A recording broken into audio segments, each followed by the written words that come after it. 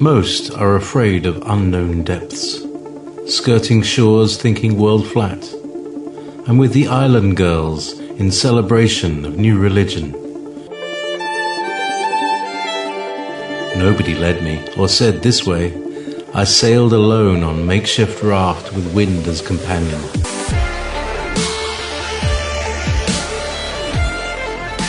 Fate for deliverance, confidence enough to assess new disposition. Seekers of lost paradise may seem fools to those who never sought the other worlds. Welcome to Momentary Zen with Zen Garcia. Visit www.fallenangels.tv. You're listening to Revolution Radio. Pick it up next week. Visionary adepts can entertain angels. Most, however, are unable to construe the manifestation of angelic hosts in varied form.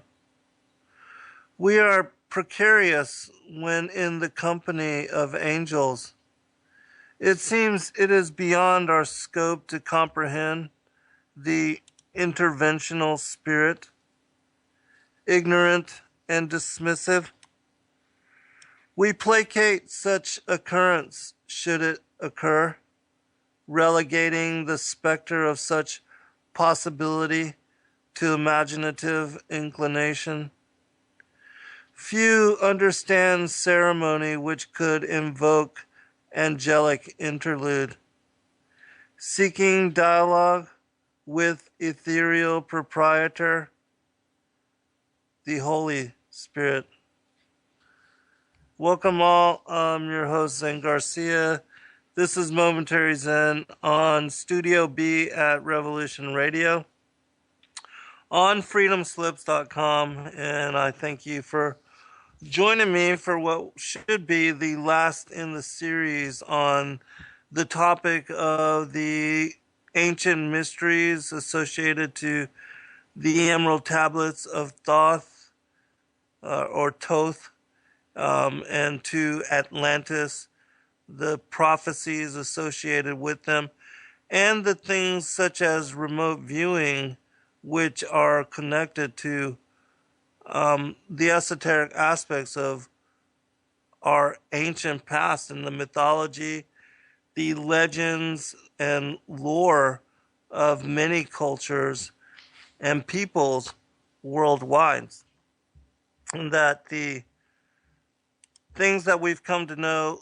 Hello, everyone. Welcome, Olive and Love and Darla, Matthew, R3, and Girl and PDX and all the rest, Nilla, Sky, all those that are not in the immediate scroll, Comet, Daku, Herbal, Karen, Patrick.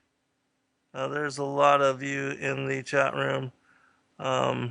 George, Hemp, Henry, and that's just what I see on the side of the chat box. But thank you, all of you, for joining us, and it's going to be an interesting show, I believe. And after this week and next week, we're going to have a string of guests joining us to speak about many, many different topics, and all of them are very well versed in their research, and we'll share revelation which is connected to the things that we are dealing with as world, and as far as the push for New World Order, the whole thing with Albert Pike and Giuseppe Mazzini, and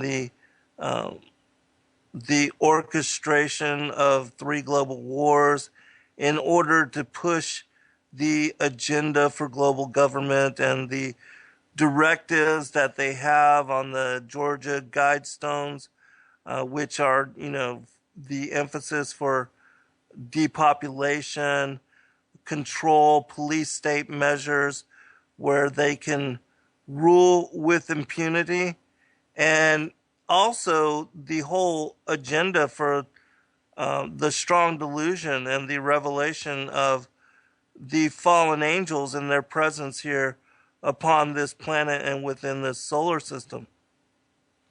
And that it reminds me of something that Arizona Wilder had said in an interview that she had with Ike on the strange connections between the Nakash, or the fallen angels, the rebel angels, as parading as off-worlders or as gods and the creators of humanity, but that the ruling elite have these connections with these beings, with this ancient serpent, what the Bible in Revelation 12 cites as that old dragon, that ancient serpent, known as the devil and Satan, which has deceiveth the whole world.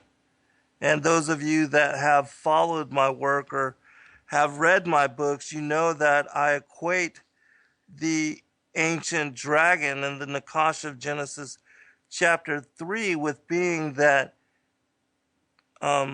being, or that host of beings, a pantheon of beings, that these individuals were worshipped by the pre-Adamic cultures and civilizations, and even largely worshipped by much of the world even today. And that the elites of the world, the supposed royals that are sitting on the thrones of the world, it also is in connection to their having on their coat of arms the personification, the symbolism of the ancient dragon, or the feathered serpent, or the what is in modern times the eagle, which we know that in America the eagle is a symbol for, well, we think it's a symbol for the bald eagle and the great, which is very elegant and graceful in flight. But if you look to the ancient traditions, and like in Rome, they also had the symbolism of the eagle on their banners, on their standards, and that these particular eagles, prior to whether it was a two-headed eagle or a regular eagle, that the embodiment of the eagle actually is traced back to the phoenix, and that the phoenix is one of those personifications of a feathered serpent or a winged snake. And so all these things connect together. And in the last show prior to the ending of it, I read really quick. We ended with a reading of what was the 8th tablet of the 15 that are available to us, and it's in my opinion the most intriguing tablet of them all, and that it memorializes how the Anunnaki, or the rebel angels, in their feathered serpent form, how they were able to penetrate and to take over the rulership of planet, and to parade as the kings and queens, the presidents, prime ministers, those that are basically controlling the nations of the world, and that have put forth an agenda which is contrary to the goodwill of humanity and to what would be beneficial destiny or fate as far as the collective of humanity. And so these kind of things are completely, absolutely, and 100% connected to the esoteric aspects of what we are dealing with as world, as far as the New World Order and the secret societies and their connections to the Brotherhood of Darkness or the Sons of Belial, the worship of Baal and Ashtaroth and individuals of such nature, and that a lot of the pagan cultures that worship the pantheon of gods and goddesses, and a lot of times they will depict them in hybrid form. Sure, Olive, no problem. I will absolutely accept calls. Just give me a little bit of time to establish the premise for what we're going to be going into, because I'm going to be reading some very interesting information connected to what we are talking about and what we have been talking about over the past 4 shows. And this is the whole series that I'm doing is going to set the premise for what we're going to be going into as far as the guests that will be coming on. And the first of which will be Carolyn Hamlet and Dan Duvall. And those that are familiar with Carolyn's work, you understand that she was part, like Arizona Wilder, she was part of the mechanism of the New World Order and born from one of these illuminous, very wealthy and elitist families. And like Arizona Wilder, she had to escape and really abandon everything that she had connections to.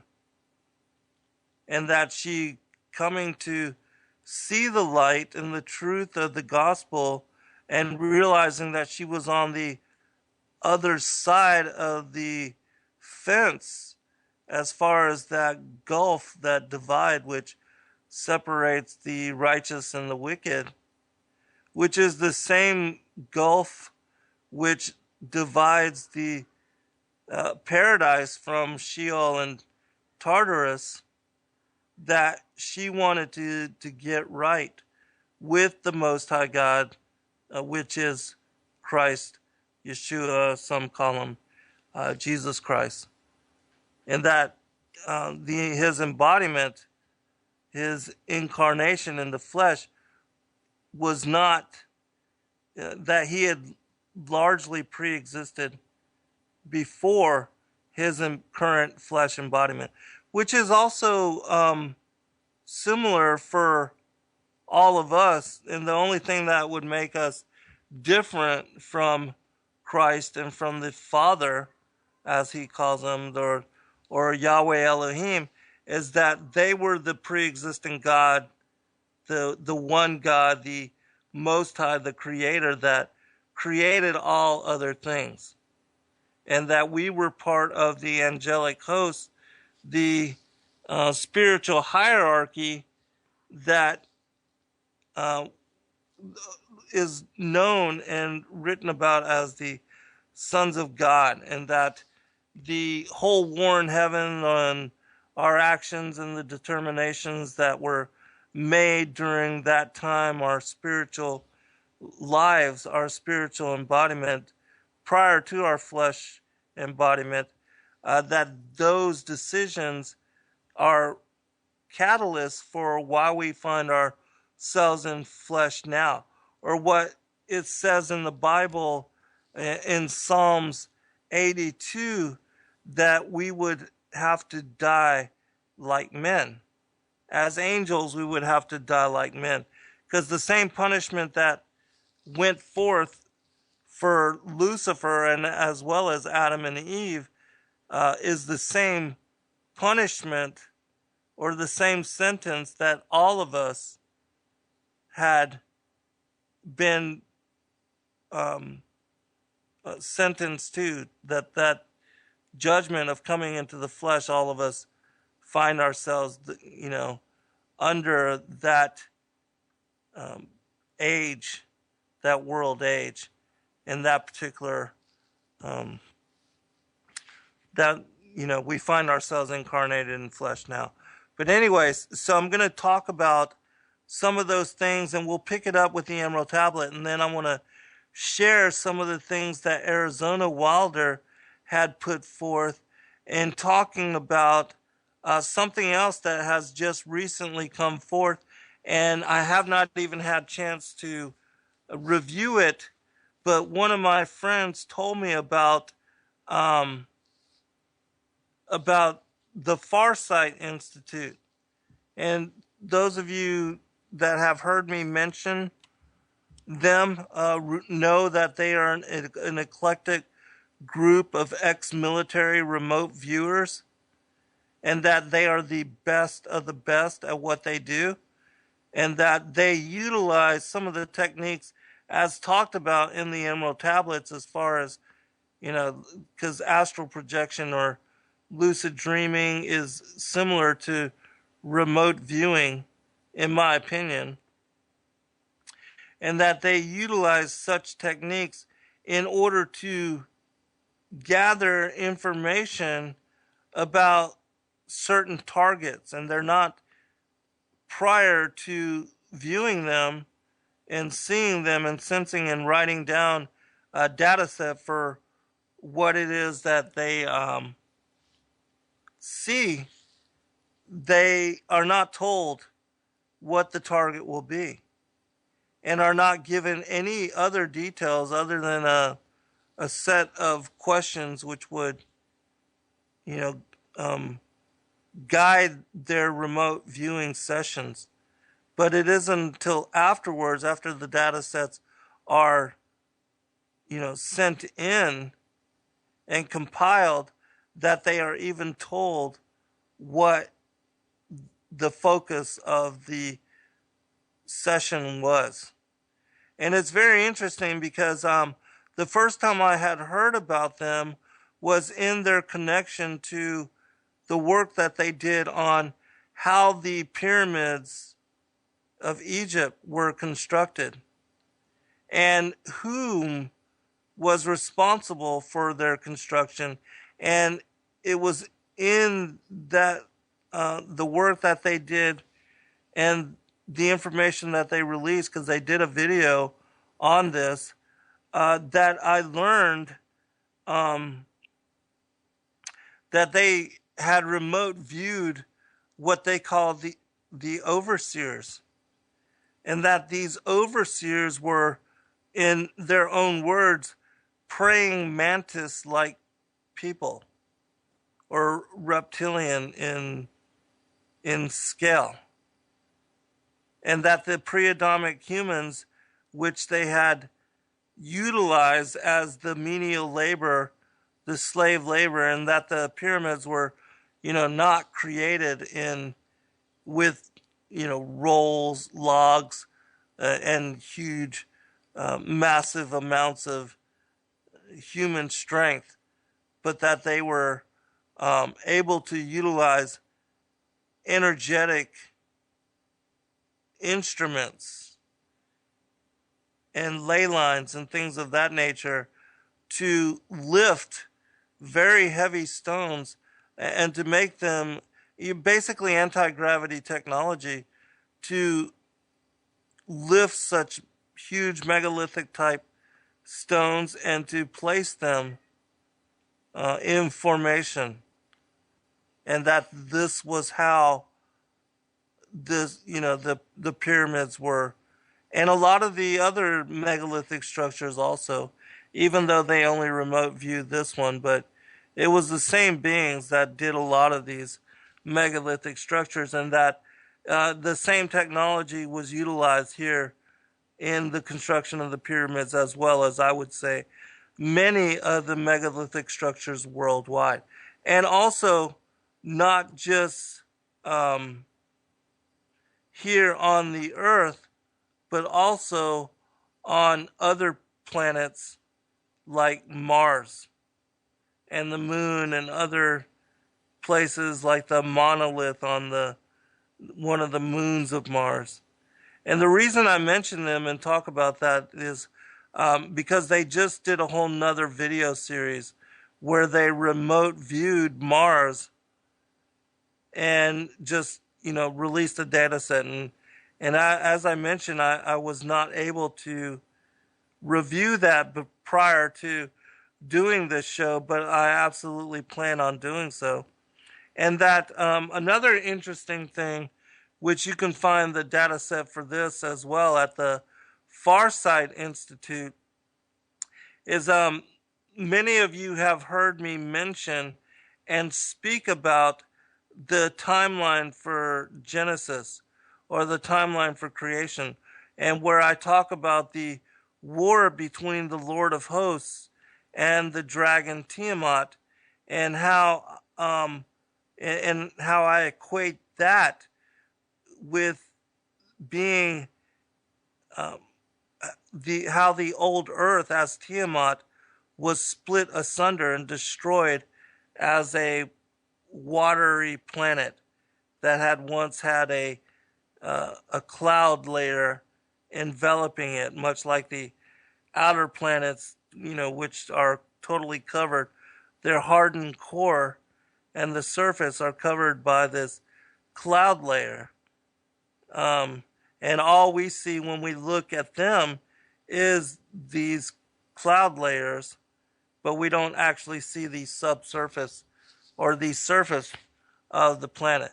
But anyways, the Enuma Elish and the other epic creation accounts speak about the destruction of what was the ancient earth and how it came to settle in the orbit that we are currently in, and that after such destruction, the land and the ocean and the rivers and all those things settled, and also the planets and the sun and the moon and the stars became visible. And then after this destruction and reconfiguration of the planet, then life occurred here in the multiplicity that we find it in now.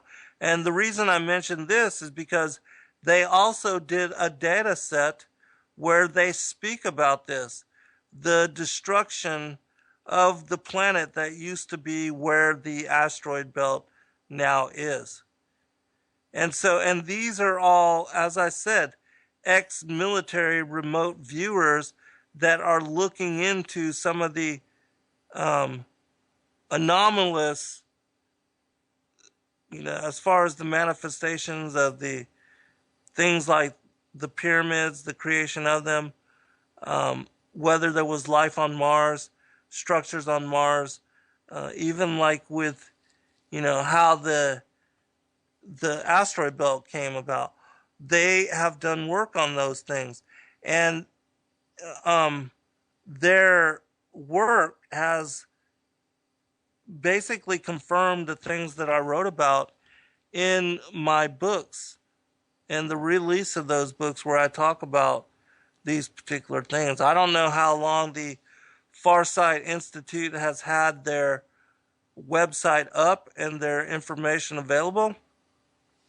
It would truly be interesting to see, but to me, it's confirming witness as to what the Most High has led me to in the revelation that I have shared with you through my books and also on my various radio programs. And so we're going to talk about some of those things when we come back from the first break. We'll pick it up with where we left off in the Emerald Tablets. And yes, Olive, he says that this was the separation of light and darkness, and also how the visible worlds came to be. And it talks about this as the dividing of the waters in the Genesis account of the heavens from the upper heavens from the lower heavens. It's all the same thing. It's just defined differently by different peoples, different accountings, but basically the same event is memorialized and immortalized by all the mythologies of the various peoples of the world. And even Kreta Mutwa, in his accounting as the oral traditions of the Sangoma, the priesthood, the secret societies, the shamans of South Africa, of which he is the storyteller and the wisdom keeper, he shares the same information and confirms the same things that I'm talking about here. And so in the series, in the shows that I've done on these topics, if you want to hear any of that, I share and read from his accounting as well as that of the Hopi prophecies, the prophecy of the red and blue star Kachina, and the whole Colburn Bible. It talks about this as well as the destruction and recreation. What the Bible speaks about as the destruction of the first world age. Jeremiah chapter 4, verse 23, where it says that when there was not yet any man, all the birds of the heaven had fled, and the cities of the wilderness were all destroyed. It's speaking about the judgment that was brought upon Tiamat. Even in the book of Job, it speaks about the splitting asunder of Rahab. And Rahab is Tiamat, Maldek. It's all the same planet. Those are all various names of the planet that used to be where the asteroid belt was. Phaeton is another one of the names of it. But that after its destruction, it became the new Earth, or what the Sumerians call Ki. And so we'll pick that up there as well. And there's some interesting testimony that I'm going to be reading as far as from Arizona Wilder, which connects to what Kreta Mutwa speaks about as the Nakash, the Chitta Uri. All right, we'll be right back. All right, welcome back, everybody. And as I said, I'm going to start with where we had ended in the previous show, because in my opinion, this is the most important aspect of the whole Emerald Tablet of Thoth, especially in connection to what we have been speaking about. And let me actually post in the chat room what we're going to be talking about, because I did not do so. And then we'll get into it. But as I said, and as I had mentioned, it's my opinion that the veiled aspect of this revelation, and what it's talking about here in this particular tablet, is so very important for us, this generation, since we're the last generation, the generation which will see the return. I apologize, and for some reason it went back to being on mute. But anyways, I was mentioning that. Thank you, Olive. I appreciate that.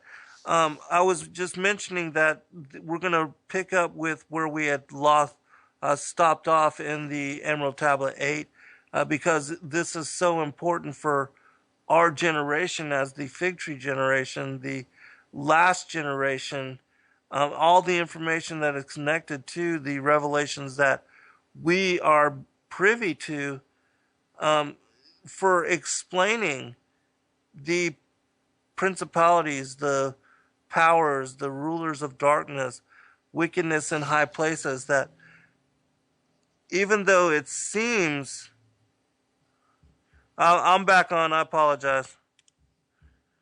I was muted. I unmuted it, but then it went back to being mute. So let me just tell you in the chat room. Okay, there's going to be a little delay, so you'll catch up with me in just a few minutes. I think I was muted for like a few minutes. Okay, anyways, and so I'm going to go ahead and get into this and read this, and then we'll tie it into what we were dealing with as world.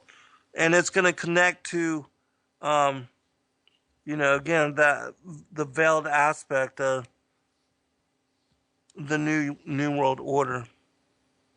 And I'm not going to elaborate because I did so in the previous show. I'm just going to read it and set the foundation for the rest of the revelation we're going to be jumping into.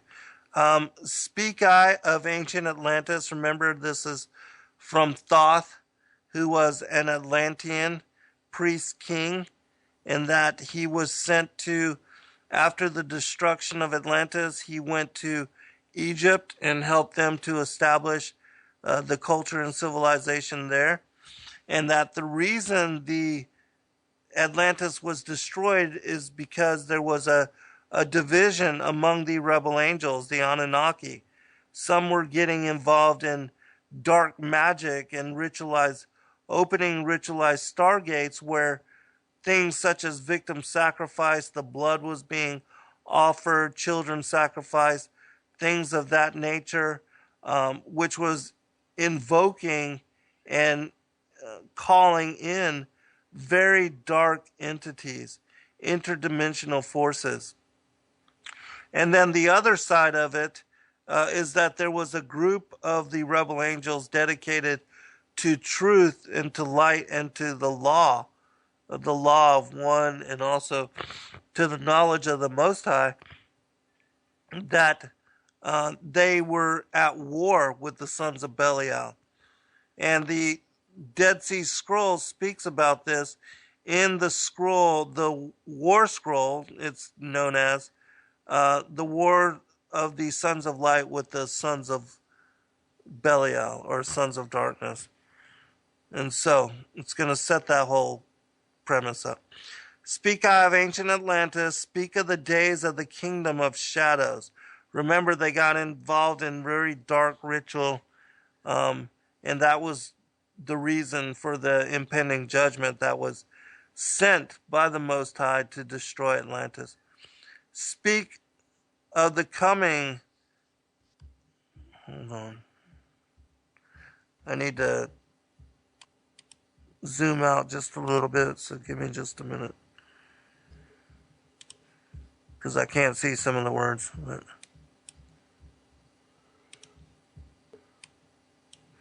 Alright. One...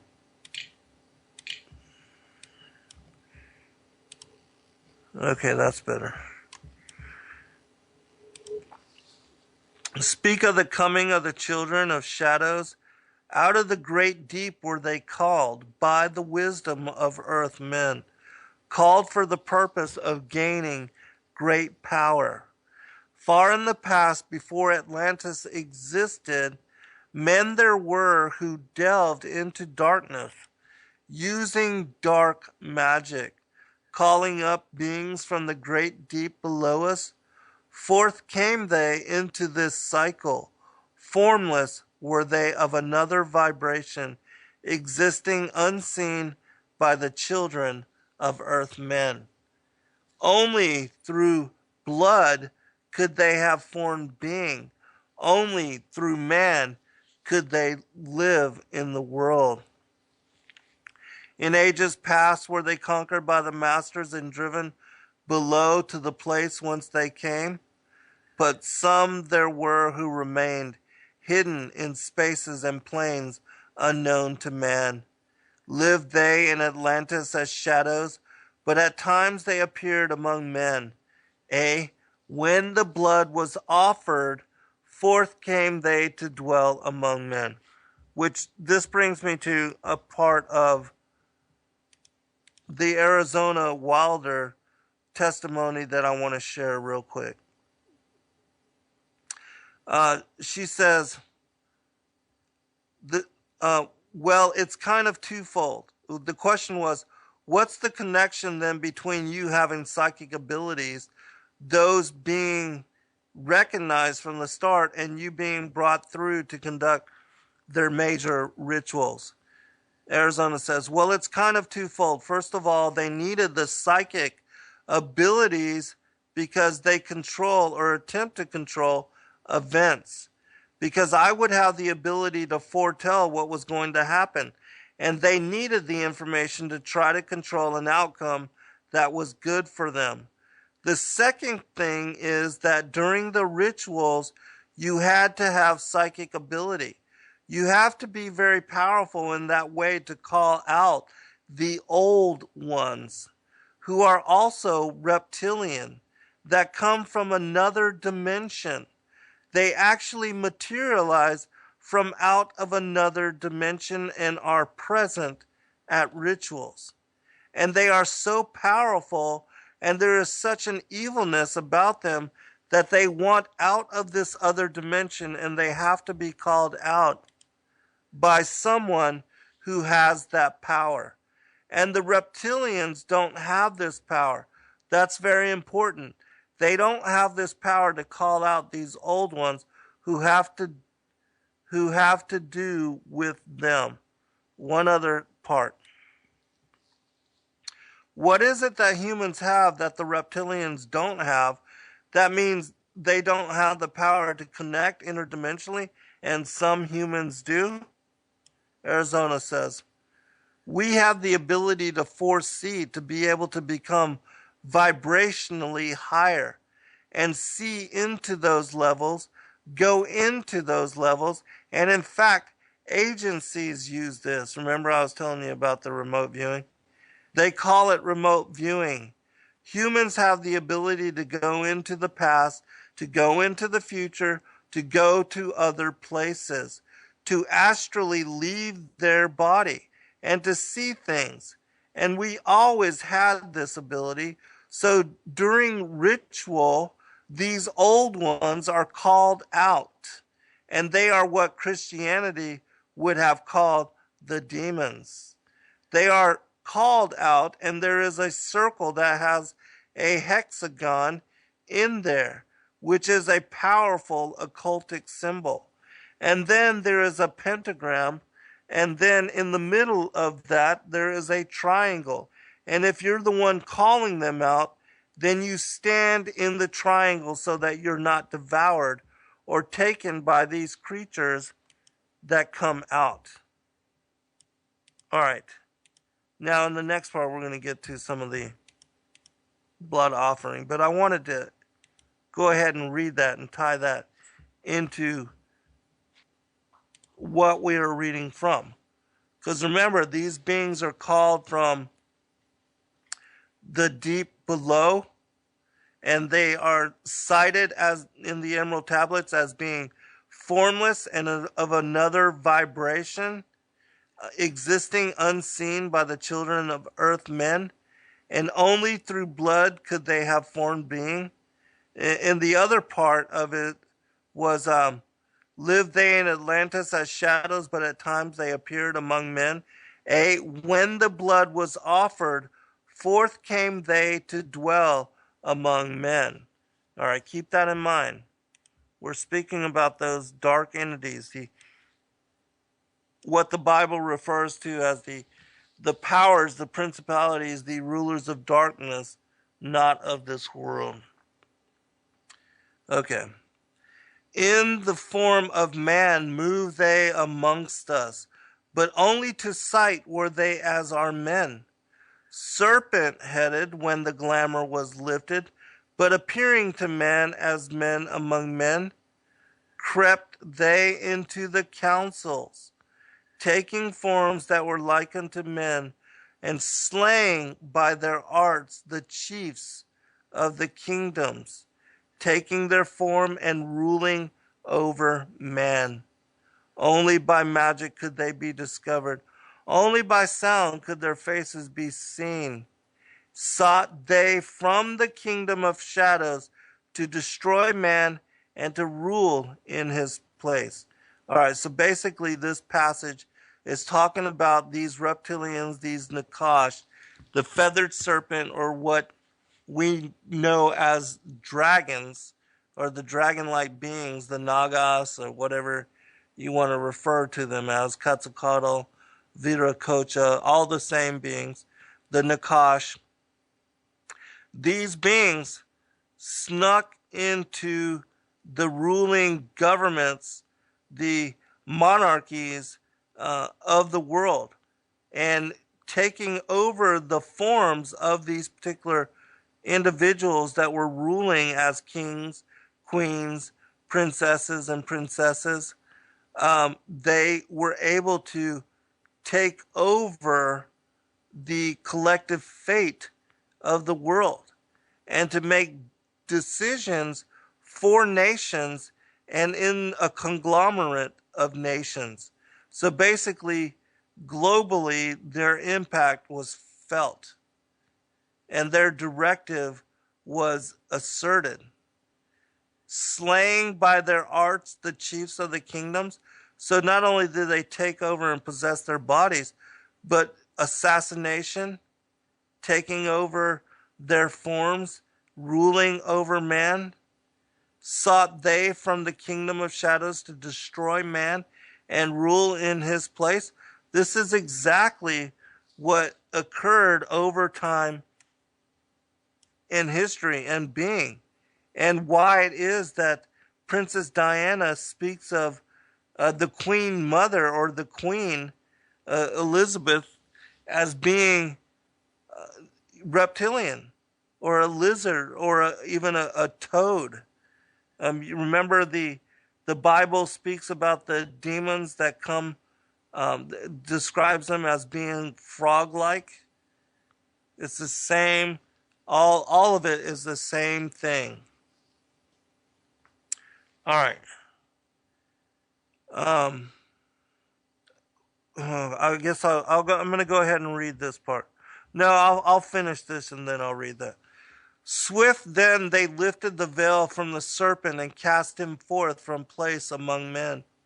Yet beware, the serpent still liveth. These beings, the hiding from and ruling from the shadows and ruling, Oz behind the mask. They, even though they were cast out, as it says in this text, and that they were removed from power, they have reasserted and have again taken over the collective will, fate, and destiny of humanity. Yet beware, the serpent still liveth in a place that is open at times to the world. Stargates, rituals, things of that nature. Unseen, they walk among thee in places where the rites have been said. The rites, the rituals, the magic, the stargates being open, all of that is connected to their being called forth into this dimension. Again, as time passes, onward shall they take the semblance of men. All right. So there again, it's warning us again, they're going to take on the semblance of men. There was another passage where it says, know ye, O man, that far in the future invaders shall come from out of the deep. Okay, keep that in mind when we go into this other aspect. Okay, and so I want to read this from Arizona Wilder's testimony. And this will lead us into Mars as well. Okay. I need to skip just a little bit. Alright, this is talking about them. Alright, hold on. Okay. I have to add at this point that my mother is my mother, but I am not biologically related to my father. This is Arizona Wilder speaking in an interview with David Icke. And this has to do with the bloodlines. And his was considered impure. And this is all about the purity of the bloodline. And that is why I am involved in this. There are people who are involved in this that is not so much because of the bloodline, but that they have the ability to dissociate and to be used as slaves by these people. You say that you come, this is Ike, you say that you come from a certain bloodline, and there is this obsession with bloodlines, this brotherhood the Illuminati have. Why is that, Arizona? Because what first started coming out was about the Aryans. The Aryans and the purity of the blood, and what it's all about is that the blood and the menstrual blood contains something that is important for the propagation of this race that is controlling things on this planet. And these people that are in the organization that the Council of 13 is under, and they have something called the Grand Druid Council or the Octagon, they are called the Illuminati. And the Illuminati are actually run by these 13 bloodlines, which are all of the royal families in Europe and in England. And they need the blood because they are, in fact, not human. They take human shape, but they are reptilians. And they need the blood. The blood helps them maintain their reptilian shape, and it helps them maintain their sanity. And it helps them to live in this world because they are not from this world. Okay, so you see how this fits into what we just read from, as far as in the form of man move they amongst us, but only to sight were they as our men, serpent-headed when the glamour was lifted. The glamour meaning when they can't hold form, and then they appear to man as men among men. Crept they into the councils, taking forms that were like unto men, slaying by their arts the chiefs of the kingdoms. Basically taking over the royals, the elites, the kings and queens, ruling over man. Sought they from the kingdom of shadows to destroy man, ruling this place. I mean, it all fits into the testimony of not only Arizona Wilder, but Princess Diana. And so the blood ritual and the maintaining of the purity of the bloodline, all of that has to do with their being reptilian in form. Nakat, shape-shifting Nakat. All right, we'll be right back. Hey, welcome back, everybody. I have with me, Jack, are you there, brother? I'm right here, Zen. How am I coming through? You sound loud and clear. How you been, brother? Oh, pretty good. It's been a while. Yeah, I yeah. listen to you every week. All right, well, I appreciate it. Okay, go ahead, Zen. I got a call. Hang on. All right, just mute it. I'm gonna read something real quick, and then I'll get you to comment afterwards.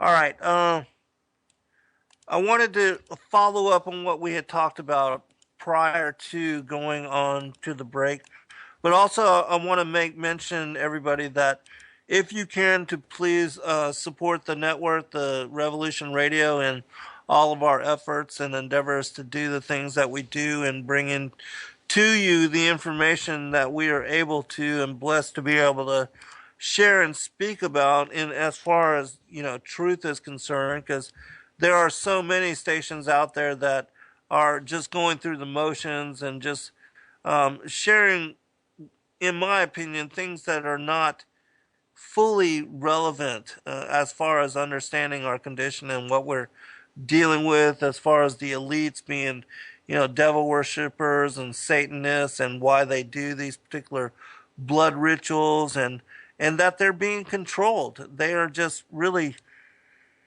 puppets on a string. They're being controlled by outside forces, and that this is a war of spiritual proportion that we don't understand, but that it speaks about in Ephesians as the powers, the principalities, again, the rulers of darkness, wickedness in high places. And so, that being said, I want to follow up and I want to follow up with what we were talking about as far as the blood ritual, and just to read the last portion of it. It's because I think it's so very important and relevant to the discussion. They are called the Illuminati, and the Illuminati are actually run by these 13 bloodlines, which are all of the royal families in Europe and in England, and they need the blood because they are in fact not human.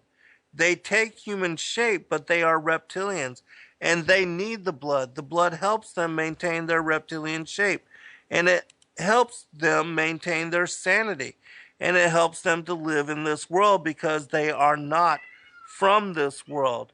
All right, I'm just going to read one other portion connected to this, and then I'll get you to comment, Jacker, because I know you probably got an interesting comment on all of this. Ike says, does that relate to what the Nazis called the virile power and what the Hindus called the serpent power in the blood? Arizona Wilder says, yes. The blood has something in it. It has secretions from the pituitary gland and from the pineal gland. And it has a very strong drug in it. This is the one that keeps them from going crazy. And it's like heroin or like endorphins. And it's much stronger. But what they need for it to be secreted in the blood is terrorization of their victims before they are killed for their blood. Or if a young woman is beginning to menstruate, they need the menstrual blood, and they have to terrorize them in order to get this amount in the blood. One other thing. Is this what other people have told me about, that at the point of great terror, like the point of sacrifice, there's an adrenaline that enters the bloodstream? Is this what they are looking for? Arizona. Yes, and this other element comes and secretes out through the blood. This all comes out through the blood at that time. And it's at that point that they are actually staring into the eyes of this reptilian. They are staring into the eyes of this person, and it's a hypnotic gaze these reptilians have, and it holds the victim in an absolute trance and a trance of terror. And then they are killed at that moment as they are staring into their eyes, and they can't hold their shape when this happens. The human shape they cannot hold. They go back into their reptilian shape as this is happening, because it's like an animalistic type of excitement of the kill, and oftentimes they will just rip into the victim and eviscerate them and start eating the flesh of this person too. All right, let me get you to comment here, Jacker, and then I'll read one more aspect connected to what we're talking about. Right. There's been people that they hotel people, 5-star hotel people, but there's been more than one that has said a high-ranking politician or celebrity actually travels with blood. In fact, there was one maid that she actually came out and said, because she helped clean the room of Al Gore, but that Al Gore actually traveled with containers of blood. Go ahead. Oh, yeah, and they found somebody reported Lady Gaga as bathing in a bathtub full of blood.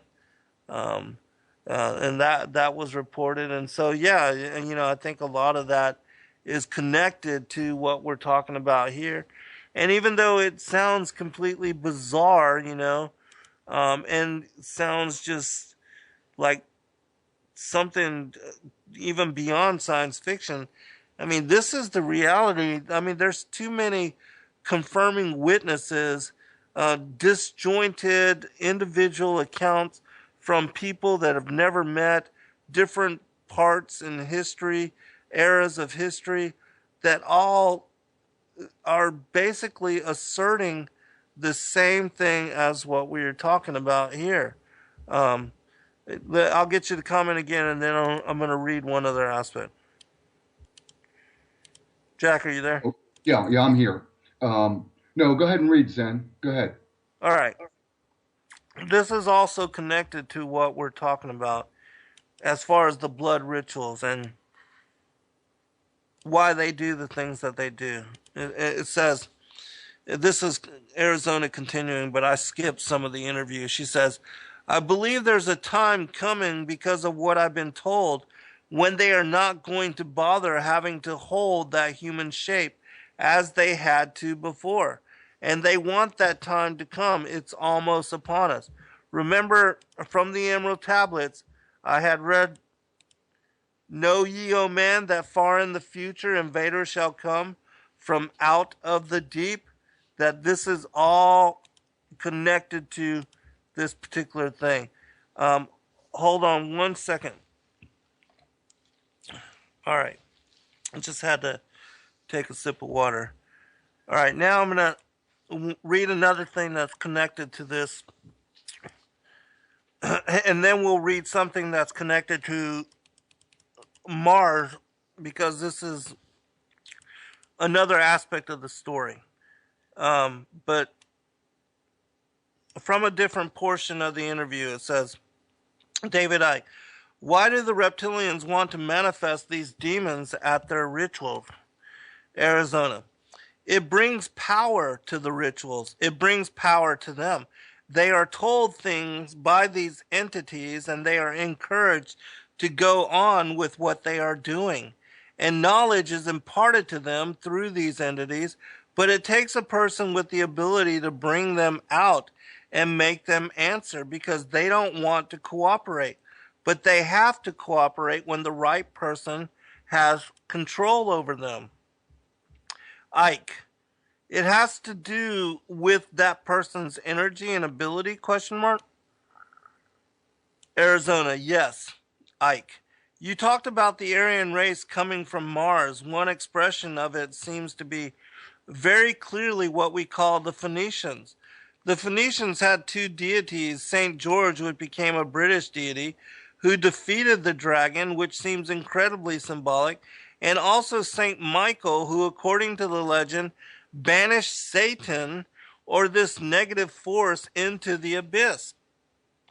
Is this symbolism of the abyss anything to do with the fact that these reptilian demons of another dimension are somehow locked into a time-space prison, and they can't get out? They can only get out when they are brought out in that way. Arizona Wilder, yes, they want out of that dimension. They have been thrown into that dimension, and they can't leave that dimension. And that's actually what the abyss is about, being in a different dimension. It's like something to do with the fourth dimension. And I'm going to skip this part, actually. And the dimension to stay away from, not at that time understanding this whole thing. One last part, and then we'll go into the Mars aspect of this. Ike, why do these rituals take place at certain key times of the year and so often are related to phases of the moon? Arizona, because the moon has an influence on this planet and also the sun. These also take place during things that go on with the sun, but the moon, it's really kind of a very cyclical thing with the moon. It takes place on full moons, new moons, and it has to do with the current religion that they are using, the Druidic religion, and that they've taken and used. They still hold on to the Egyptian type of religion. They hold on to the Druidism, though, and they are currently calling themselves Druidic. And Druidism is tied in with the cycles of the moon, which has to do with planting, sowing, and harvesting, and also, with the blood rituals, victim sacrifice, and that kind of thing. I'll go ahead and let me get you to comment here, and then I'm gonna read this other portion as far as the Mars thing, because I want to make a comment about that. Okay, well, what I'm going to do, Zen, it's because I've come across some really mind-altering information. I wanted to get to you, and then I'm just going to jump out. So just give me, 60 seconds to tell you what I found out. Sure. In fact, I thought of you when I fully grasped this truth, and I thought this is going to be a piece to the puzzle in which you're going to, all the information and knowledge you got, you're going to be able to take. In other words, in as little as a week time, you're going to be completely looking through a different prism. So this is what I found out. All right. It is scientifically, physically, scripturally, a fact. I'm talking a fact. You can find out by doing just a little research that the Earth is actually a flat disk on a plane of ice, and that we actually live on a flat Earth, and that the stars and the sun and the moon are not what we've been told. Even the planets are considered wandering stars. But the sun is only about 3,000 miles up. It's 32 miles wide, pretty much the same as the moon. If you go to the NASA channel on YouTube and you go to Eric Dubay, Dubay, you will see that no matter which way you cut it, there's absolutely no evidence at all, nothing, that we live on a spherical planet that is spinning around the sun, spinning around spinning around the sun, going through the universe. There is zero evidence of it, nothing, absolutely, not even a picture of the Earth. There are no pictures of the Earth from these satellites. There's nothing. This whole system of being on a planet, a globe, came up by Copernicus. He was a Jesuit, and then somebody else came along, another Jesuit, who came up with gravity. But I'll just give you the chance to do the research, Zen, and you're going to be shocked, and it's going to be interesting to see how you're able to deconstruct and reconstruct your worldview. But it's just, I can tell you, Zen, I'm in the 4 days of researching, and there is just no evidence that the world that they set up, that we're just, some species that evolved on an outward planet, on a distant galaxy arm, and we're just one of many people. Turns out it's the furthest thing from the truth.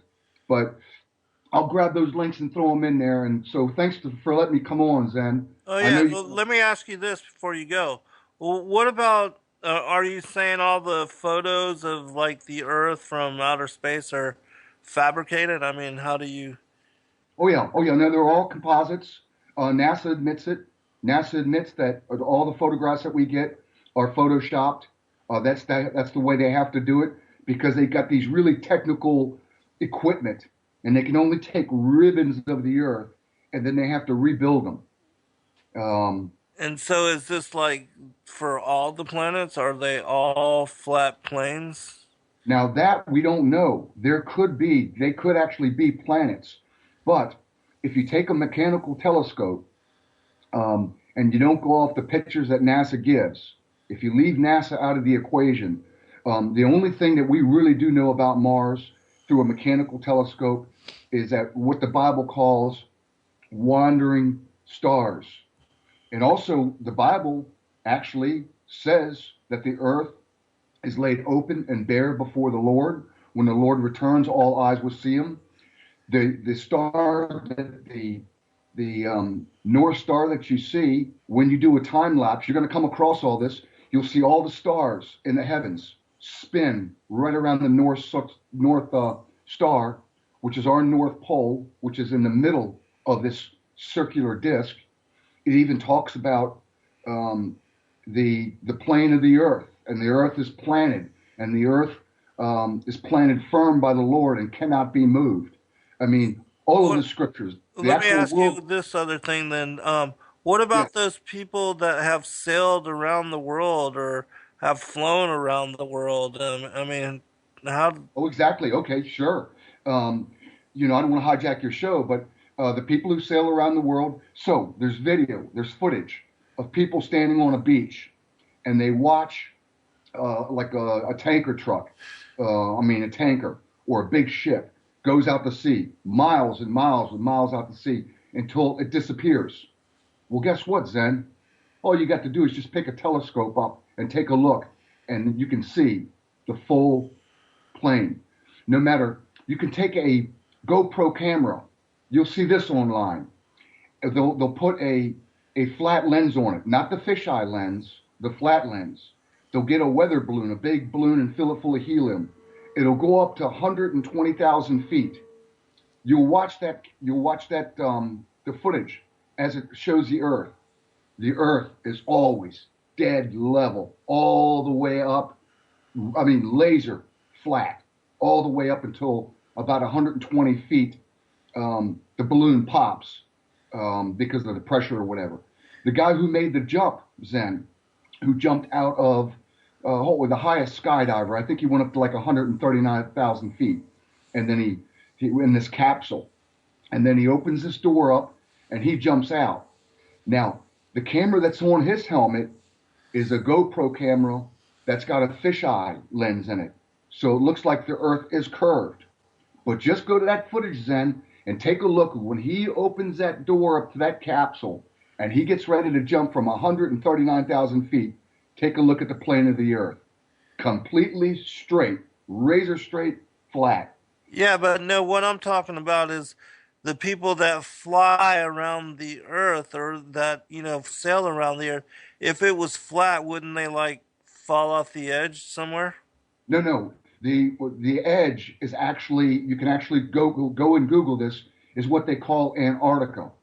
But on a ball model, Antarctica is on the bottom of the Earth. But in a flat disc plane model, this wall of ice, and you can go see it, it's a 150 to 200 foot wall of ice that is circular all the way around the disk of the Earth. In fact, Admiral Cook, Captain Cook and Admiral Clark spent 3.5 to 4 years looking for an opening into Antarctica.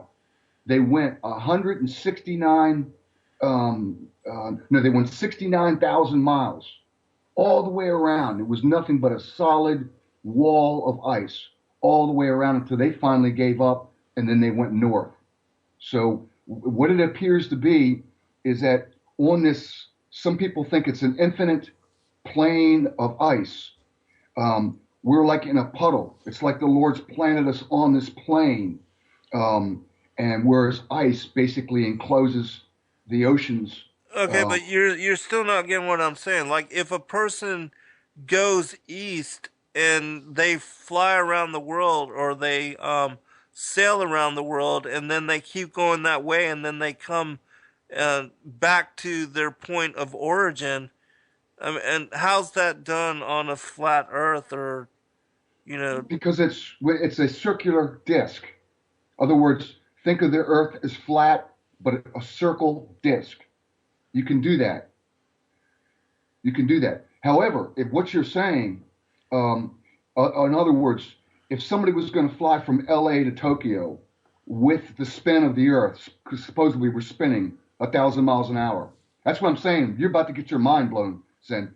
If they fly from LA to Tokyo and it takes them 10 hours, well, the person who flies from Tokyo against the spin of the Earth, that's spinning at 1,000 miles an hour, why does it still take them 10 hours? Or ask yourself this, the actual map of the flat Earth, believe it or not, Zen, is on that Masonic UN flag. If you want to see the way the map of the real flat Earth is, the disk, circle, take a look at the UN map. They even have 33 different sections for 33. So that's why if you are at the furthest point, which is like Sydney or Melbourne, Australia, and you want to fly to Chile, you don't fly over the Antarctica. They don't allow you to do that. First off, you can't. It seems to be endless ice until you run into like another puddle and maybe another little world. But that is the farthest distance. That's 26, 30 hours. And where do you always land when you come from Sydney, Australia to go to Santiago, Chile? You land in either Montana or Oakland, because that's the direct route across the Earth. And if you take a look at any of the other people that fly, what do they all have in common? They all go close to the center, which is the North Pole. They always say that they go over the poles because it's quicker, they say. No. If you take a look at the flat Earth model, then you can see why they would, because that is at the center of our world. That's why 80% of the flights, uh, even if you think you're far down on the globe, 80% of them always go over the North Pole, connecting. All right, well, you can just send me some links and I'll take a look at it. But it still doesn't make sense to me because if like we're a flat Earth, and wouldn't the oceans like pour off the edges or the side? I mean, but No, no, I don't no. want to spend any more time on this because this Right, is right. No, what I'm saying, Zen, is that the Earth is encompassed by 150 to 200 foot razor wall of ice all the way around, and it's just ice after that. We don't know what lies beyond it. But anyways, yeah, go ahead and get back to your show. I'll put the links in, but in a week you're going to be a flat earther, Zen. You're going to get your mind blown. Zen, thanks for taking my call. all right. No problem. All right, God God bless. bless. All right. Well, the only reason I had listened is somebody else had sent me a bunch of information on this. I haven't like really got into it yet, just because I haven't had time to focus on that. But it's interesting that a couple other people have also mentioned this to me. So I'll take a look at it. We'll be right back. All right, welcome back, everybody, for final segment. I apologize that I wasn't able to get into some of the information that I wanted to, but I think we'll still have time to cover what I wanted to as far as the Mars aspect of this. And so I'm going to read this, and then Olive, I didn't see your message. I got so many of them, so post it in the chat room.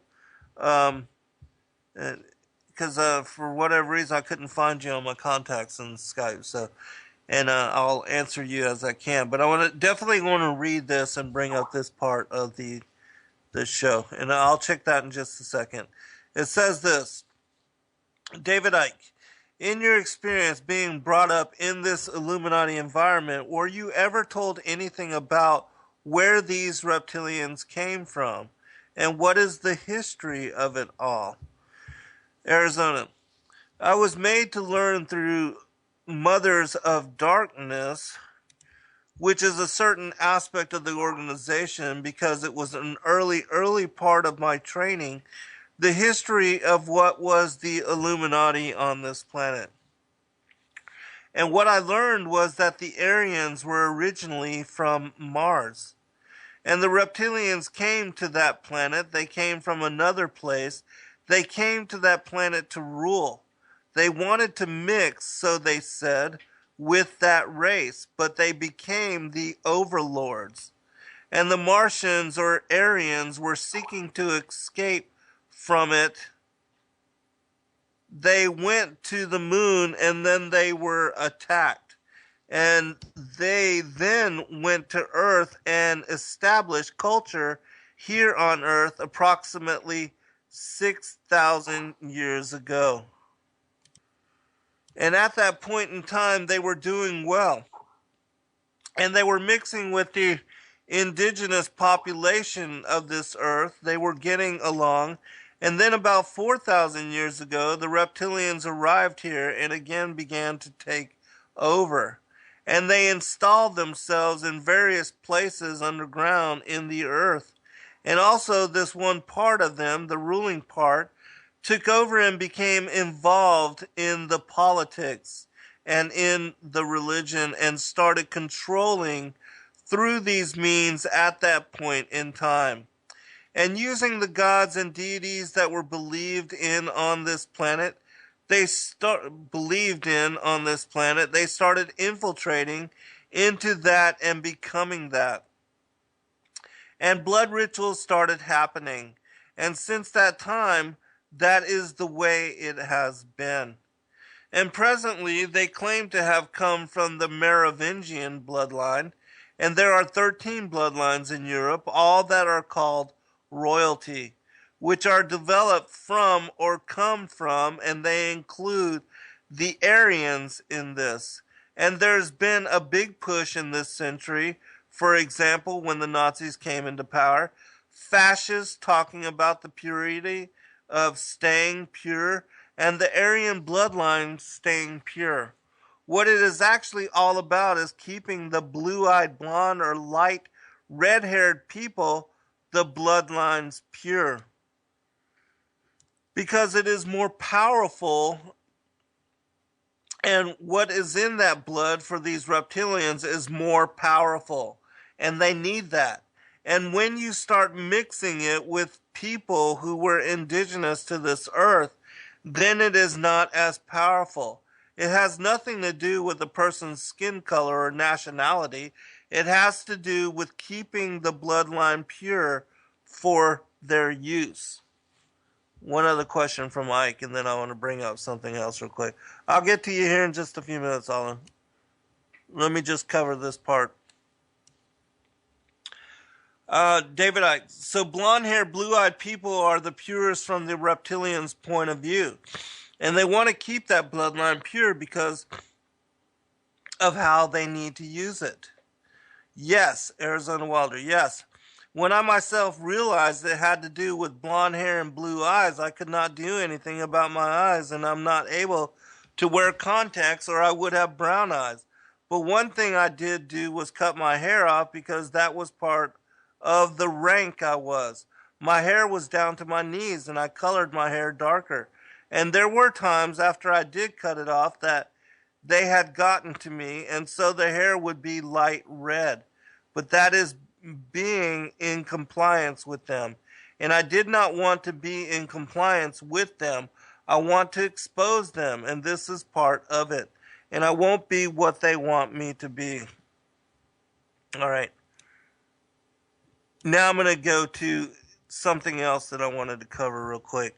But while I'm getting to that point, I want to make a comment. Now, remember the Nephilim giants, that they also have this fascination with the blonde hair and blue eyes, and also with the red hair and green eyes, and that some of what we know about the giants, the six-fingered, six-toed cannibal giants, that they were red-haired, like what the Paiute Indians spoke of as being the cannibal giants that were indigenous to the Americas and other parts of the world, that they also had this particular anomaly, that even what we call the tall whites, and that Kritamutwa, he speaks about the Chitauri, but then he speaks of this other group called the tall whites. And there's mention of them as having white hair and white eyes, or white hair and blue eyes, and also this other subset as being red hair and blue eyes, or red hair and green eyes. All right, let me take this call real quick. Hey, you there, Olive? You got a comment on what I'm talking about here?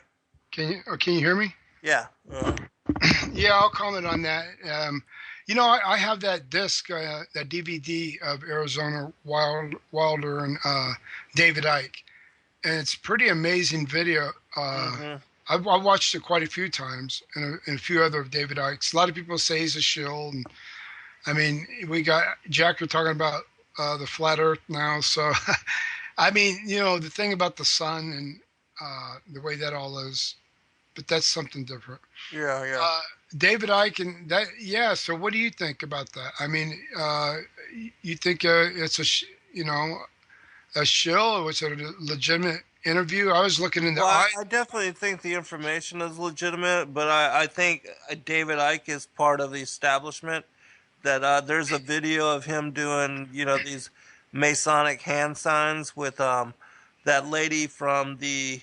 Yeah, I've seen. Wasn't I seen? I think his wife doing one. I had a post from another radio station in a bulletin board, maybe about a year and a half ago.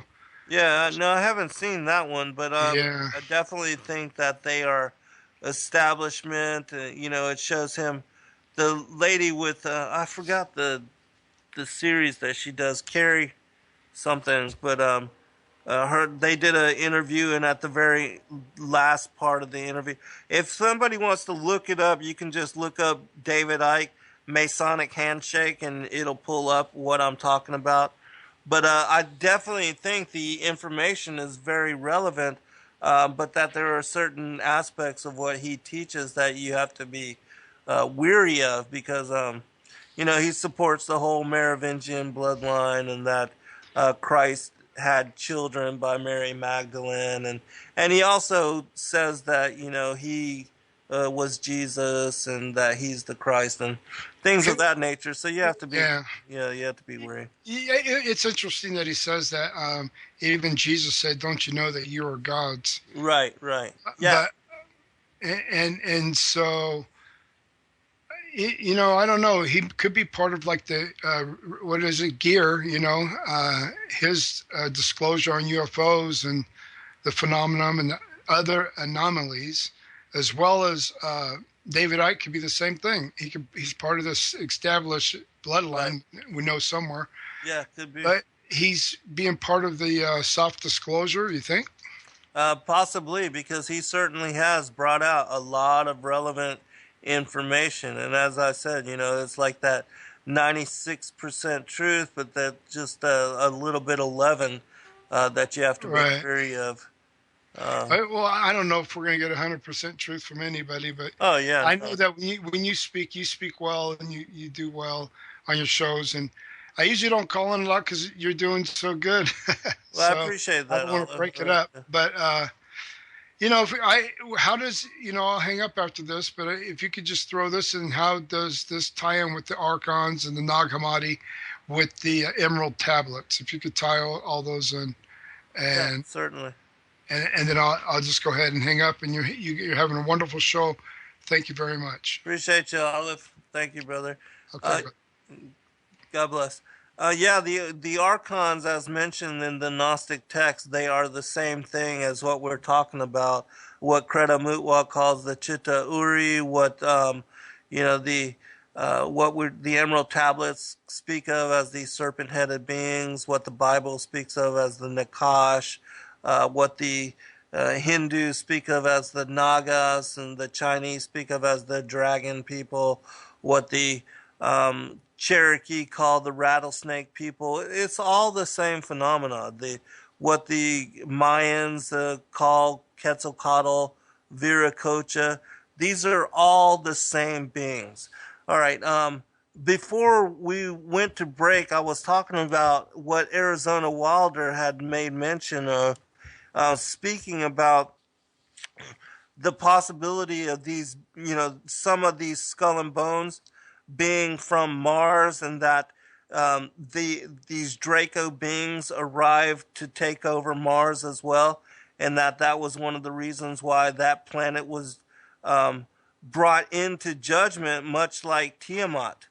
That the same story is spoken about with Tiamat, and that they took over there as well, and they corrupted humanity, tried to enslave the pre-Adamic peoples there, just like they tried to enslave the people on Mars, and that a judgment was brought against them there on Tiamat, and that it began the next chapter of life on this planet, but that Mars was destroyed in similar fashion, and that Atlantis, same thing. It's the same modus operandi, that these beings, as overseers, they continue to try to oppress and take over and to rule from the shadows, and to take over those that are, the legitimate authority as far as the human beings, the humankind.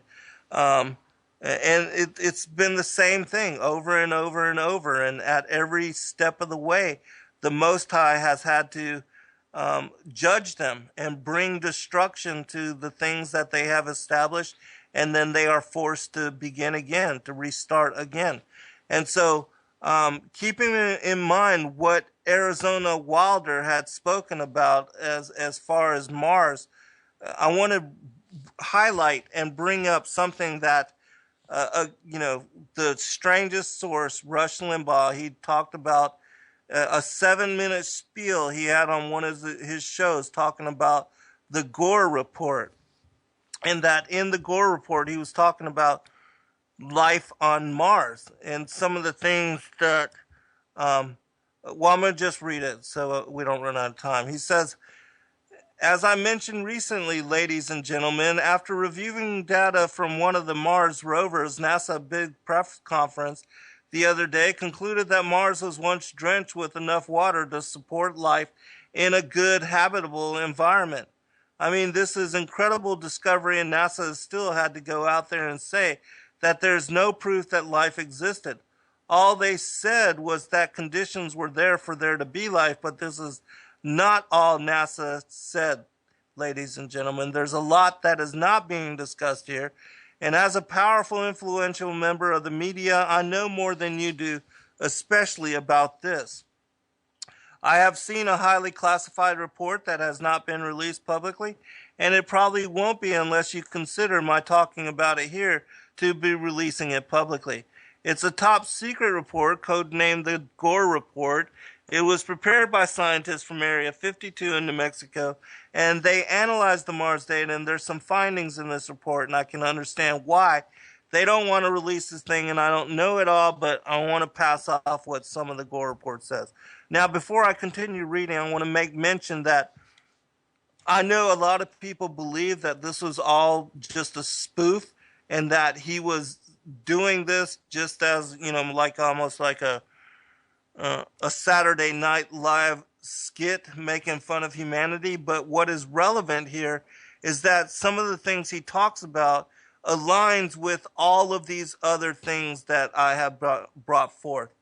And that whether you believe he was spoofing us or not, the information is relevant. And as I said, it seems to be confirming witness to some of the other aspects of the esoteric information I brought forth.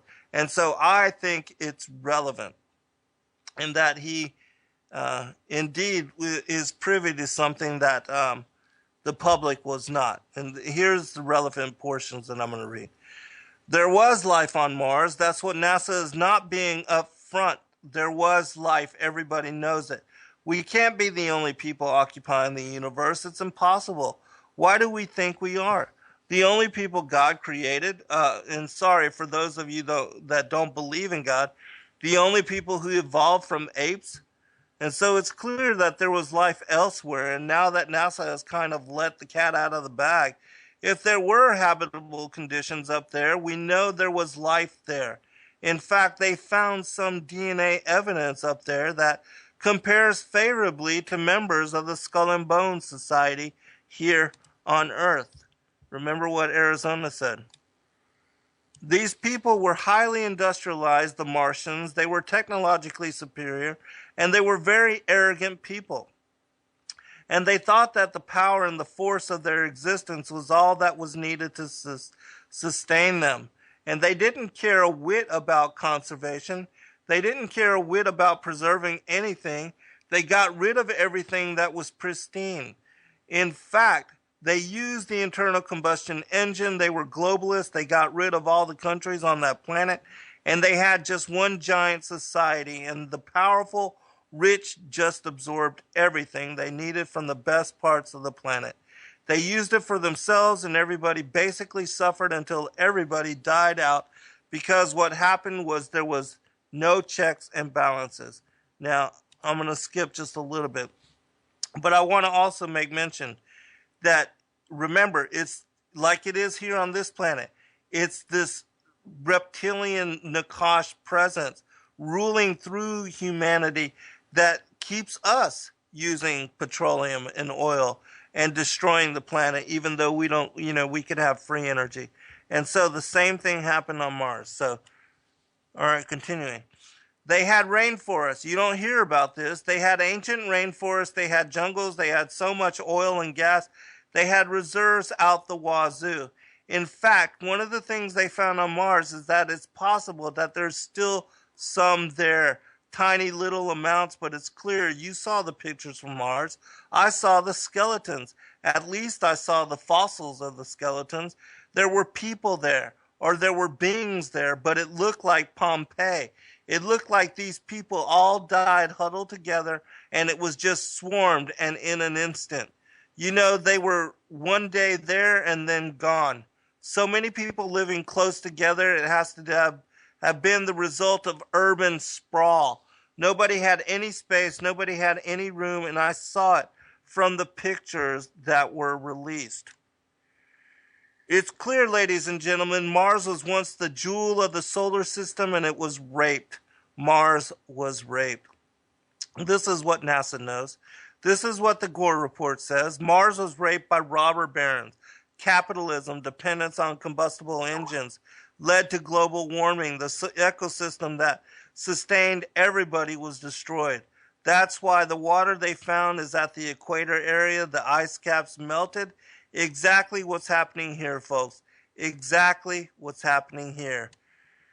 These people were advanced. Not everybody on Mars died, and this is what's fascinating about this report. Not everybody on Mars died. Some were able to flee, and some were able to get off the planet.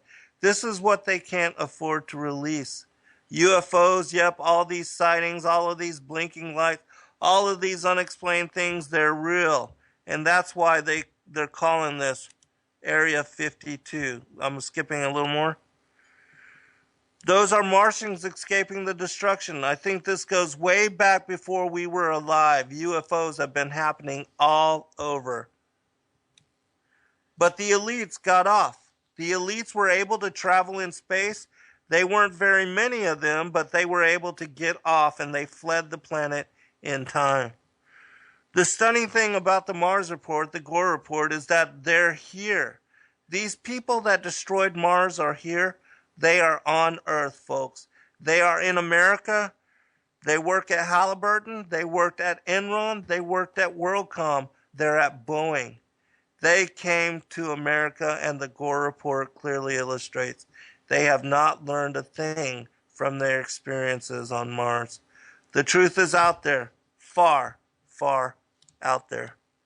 And so, with the 2 minutes that we have remaining, do you see connecting links to what Arizona Wilder said about Mars and these particular beings and how they were, well, I'll just read it again real quick.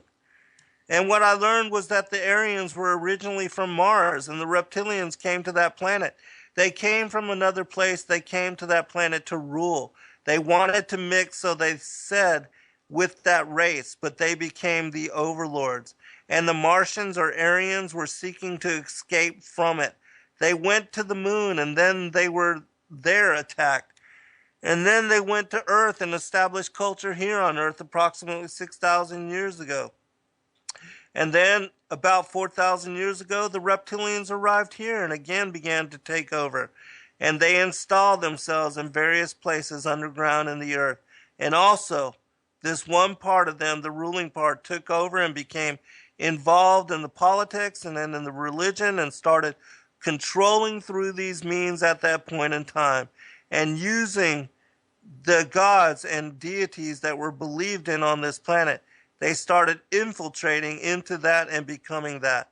And blood rituals started happening, and since that time, that is the way it has been. All right, everyone, we'll pick up next week.